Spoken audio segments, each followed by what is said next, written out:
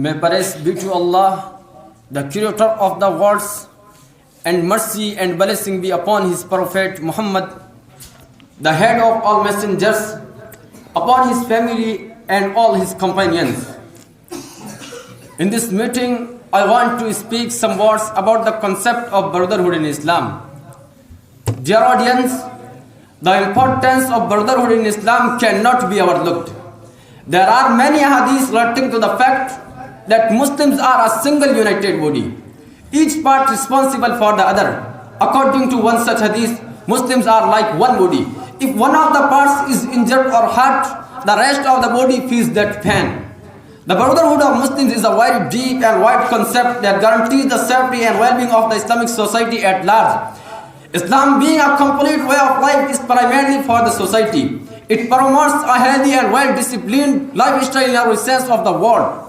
Allah declared that Muslims as brethren to each other. As the Quran says, إِنَّمَا الْمُؤْمِنُونَ إِخْوَةٌ فَأَصْلِحُوا بَيْنَ أَخَوَيْكُمْ وَاتَّقُوا اللَّهَ لَعَلَّكُمْ تُرْحَمُونَ.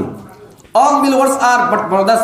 Therefore seek reconciliation between your two brothers and fear Allah, so that you may be blessed with mercy. The Prophet, Allah bless him and give him peace, also was reported to have said, a Muslim is brother of another Muslim, so he should not oppress him, nor should he hand him over to an oppressor. Whoever fulfilled the needs of his brother, Allah will fulfill his needs. Whoever brought his Muslim brother out of a discomfort, Allah will bring him out of the discomforts of the day of resurrection. And whoever screened a Muslim, Allah will screen him on the day of resurrection. The Prophet also said, none of you will have faithfully wishes for his Muslim brother what he likes for himself. Dear Muslims, Islam emphasized brotherhood and unity. It forbade the things which may harm this spirit. It is forbidden, for example, for two Muslims to start whispering in the presence of the third person. This might offend him and lead him to think the otherwise.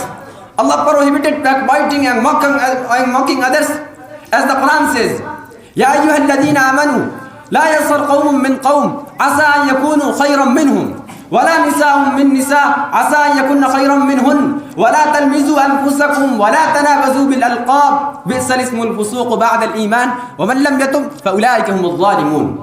All you who believe, no man should ever scoff at other men. Maybe the latter ones are better than the former ones. Nor should women ever scoff at other women. Maybe the latter women are better than the former ones. And don't find fault with one another, nor call one another with bad nicknames. Bad is the name of sinfulness after embracing fear. If anyone doesn't repent, then such people are the wrongdoers. Dear Muslims, Islam formed us a unit and required us to be united. But it is regretful that we have divided ourselves based on the lines of caste, color, region and language. Until we hold fast the concept of Islamic brotherhood, we will never succeed to return our past glory.